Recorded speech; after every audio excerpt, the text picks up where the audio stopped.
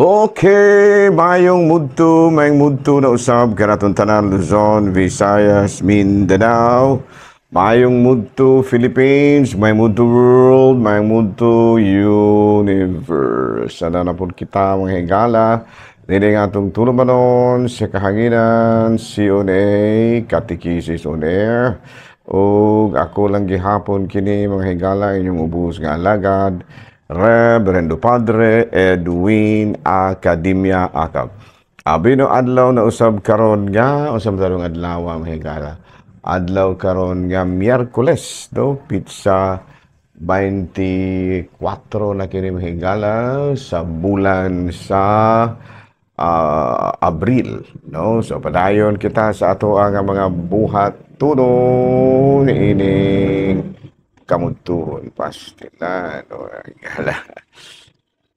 Okay, dara. Gala, no? So, padayon kita sa ato ang pagtimbaya ug maayong mudto sa tanan natong mga kaigsuonan nga padayon karon nga naminaw usab sa atong DYWC Radyo Bandilyo ug ingon usab sa atong Bandilyo DYWC Teleradyo.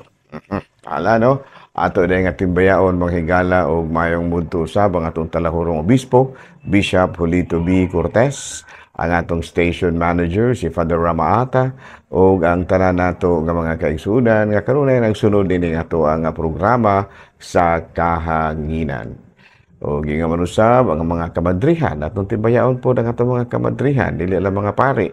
Gingaman usab ang mga MBG, ang mga membro sa mga renewal movements, ang ato usab nga mga mandated organization sama sa Sacred Heart o gingaman usab ang atuag mga kining ang atong mga kaigsuonan nga membro usab sa Legion of Mary, no? Children of Mary, COM, no? Daghan panguban. So na, no? Nahala, no? Mayang mudto na kanatong tanan o nang hinaot kita maghigala nga anaa kitang tanan sa kapiskay sa panglawas niining kamudtuhon. Binoari kita maghigala sa atong CBCP News, Balitang Simbahan niining kamudtuhon. Ang CBCP Prison Ministry nanawagan karon sa mga nahangtungdan nga mga kadagkuan sa Bureau of Corrections nga unta sa Bucor nga unta maningkamot sila maluag-luagan, no? Ang padayon karon nga nagguot kayo nga kahimtang sa mga piniriso sa mga presuhan din sa atua, no? O gani nanawagan sila nga ipatuman gyud ang eksaktong pagdumala sa mga presuhan aron nga makahatag usab kini o maayong resulta sa mga piniriso or persons with deprived of liberty. Sa Vatican mga higala, Pope Francis nanawagan sa mga historian sa Katolikong Simbahan nga mamahimo sila islang eksperto sa pagpangita og kalinaw sa katawhan. Maong kadto mga higala, mga balitang simbahano ni ining kamudtuhon ug ari kita mga higala sa ato ang Saint of the Day. Aboy no ang atong Saint of the Day karon April 24, walay lain kung dili si San Fidel de Maringin, no?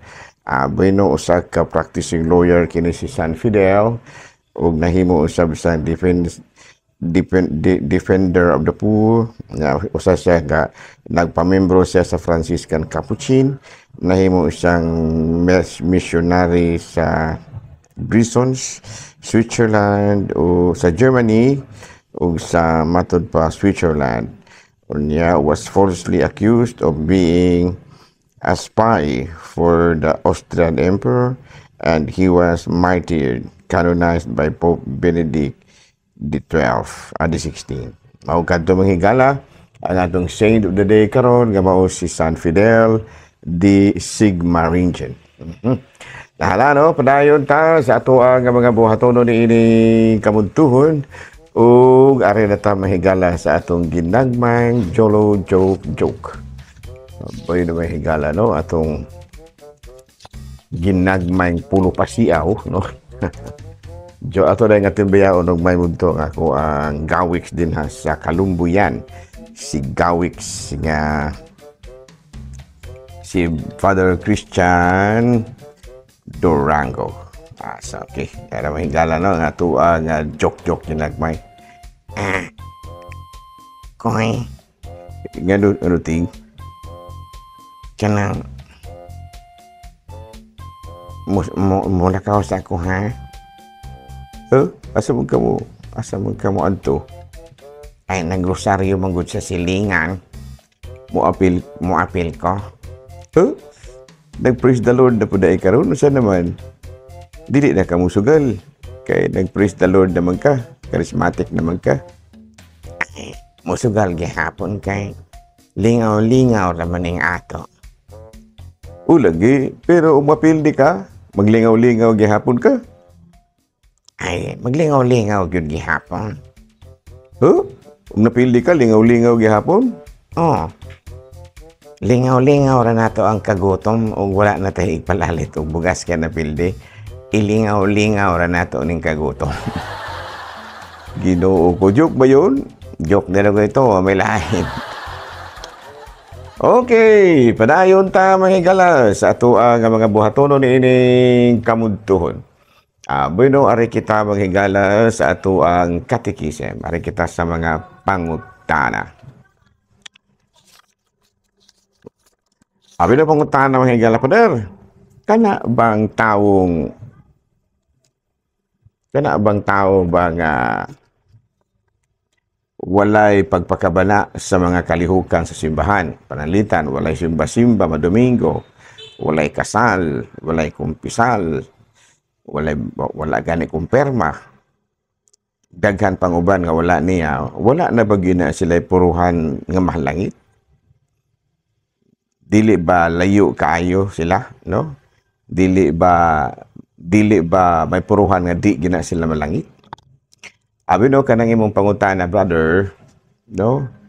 Bugtong Jesus ra gyud ang makatubag ana.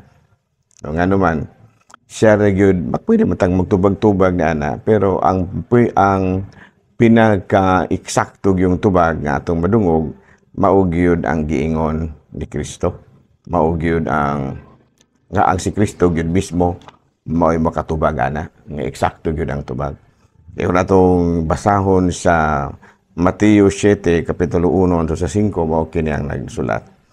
Ayaw ninyo hukmi ang uban, aron dili kamo hukman sa Dios. Kay hukman kamo sa Dios, sama sa paghukom ninyo sa uban, ug sukdon kamo niya sa samang sukdanan nga inyong gigamit sa nga imong gigamit sa uban. Nganong nakita man nimo ang puling sa imong isig katao apan wala ka magtagad sa truso nga naa sa imong mata. Unsaon man nimo pag-ingon sa imong isig katao, kuhaon ko kanang imong puling nga amna may dakong truso sa imong mata. Matod padritig pagkaaron ingnon. Kuhaa una ang truso nga naa sa imong mata aron makakita ka pag-ayo ug makuha mo ang puling sa imong isig katao. No, so ito pa, nangutana mo gini nga atong sin letter sender mahigala nga kinibang matod pa niya, wala na bagyo'y puruhan, na unsa may puruhan nga makasulod sa langit kini mga tawhana. Kaya ang uban na ba ini, dili ba yan nato layo, dili ba yan layo nato, no? Ang uban nato atong bana, atong igsuon, atong magulang, atong apuhan, ningon niya, no? Sa paningon si Kristo nga, dili lang ta makukum. Dili lang ta makukum, no? Kaya aron dili punta hukman. So muna nga matud pa niya, dili ra gyud kita maghukom. No, sabisan pa kung ligon kaayo ang imong basihan sa paghukom, still dili gyud ka makasure kung eksakto ba o dili ang imong gisulti. Kaya bisan gani sa Article 3 sa Bill of Rights sa Philippine Constitution, Section 14, Number 1, no person shall be held to answer for a criminal liability without due process of law. O, sa ato pa dili yun kita may makahukom yun ayon, kinahanglan nga doon na due process.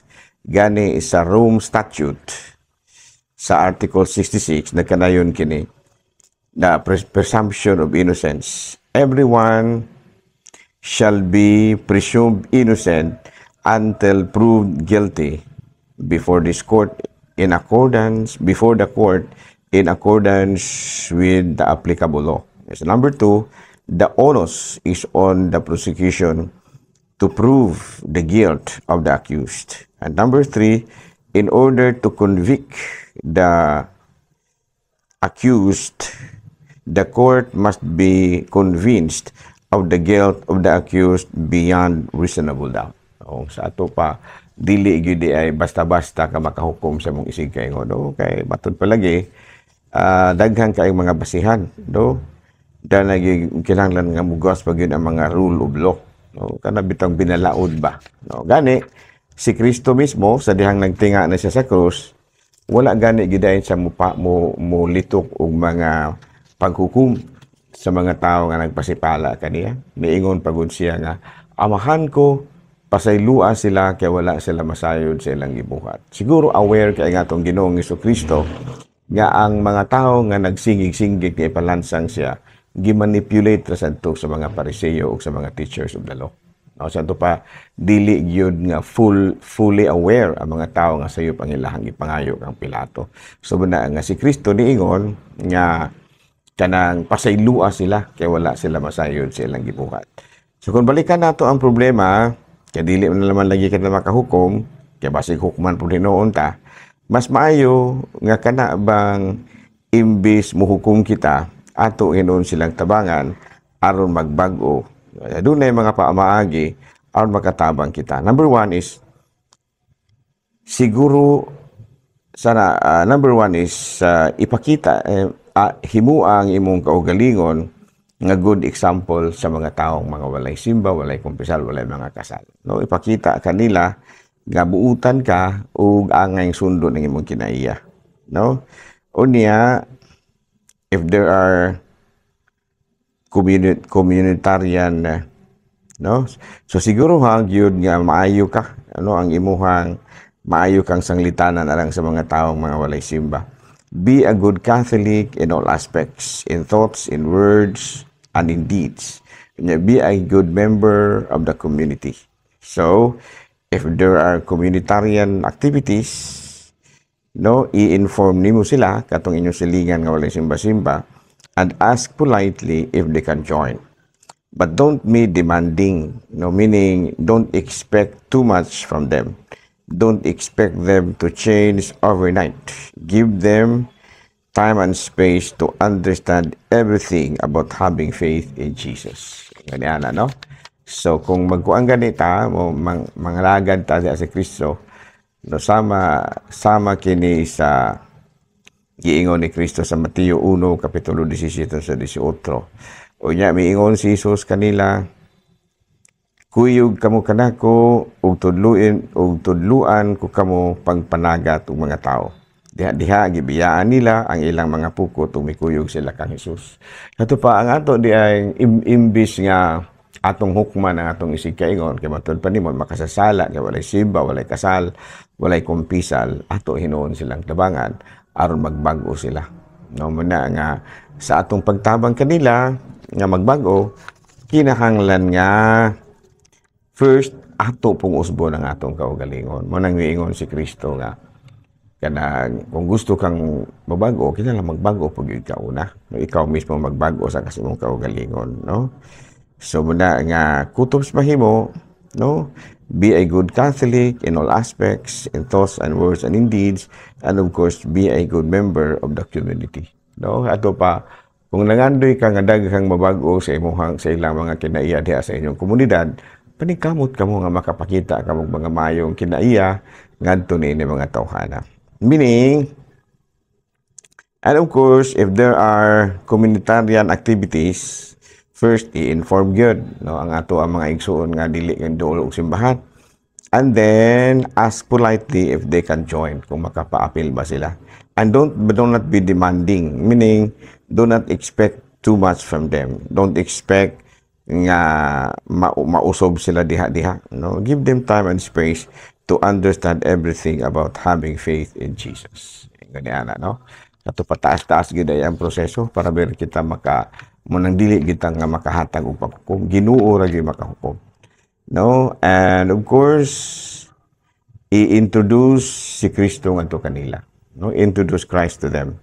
Sa Mateo 1, Kapitulo 17, 18, unya miingon si Jesus kanila, kuyog kamo kanako ug tudluan ko kamo pagpanagat og mga tawo. Diha gibiyaan nila sila ug ang ilang mga pukot ug mikuyog kaniya.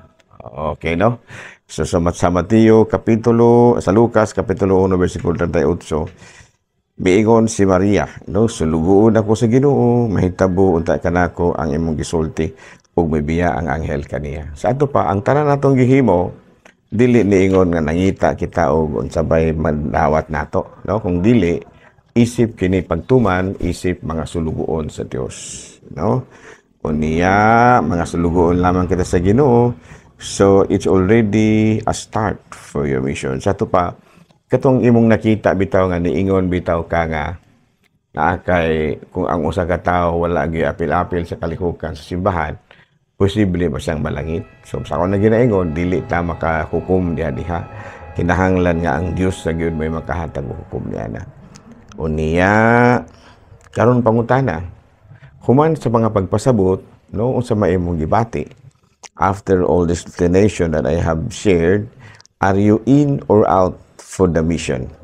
For the mission to get involved in the mission of Christ, that is saving of souls.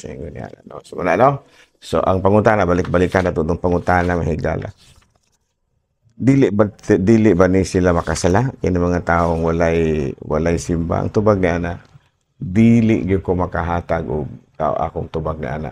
No? Nga naman, si Kristo lamang may makatubag na ana. Kay siya man mooy muhusay unya kanila.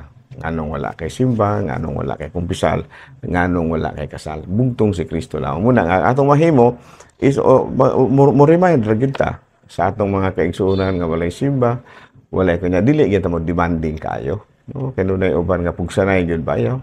No, mas maayo gyud nga sa iyang kaubuton siya mobalik sa Ginoo aron mas lig-on ang iyahang hukom kabahin niya na. So again, din na lang una kita kutob ha. Ako lang gihapon kini yung ubos nga alagad. Reverendo Padre Edwin Academia Akab, mana milit na usab kaninyo ug manalangin kaninyo ang Dios no kagahong tanan, Amahan, Anak, Espiritu Santo. Tapos na ang ato ang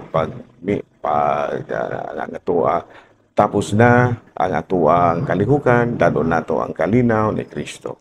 Salamat sa Dios. Mayang gabi, amayng mudto.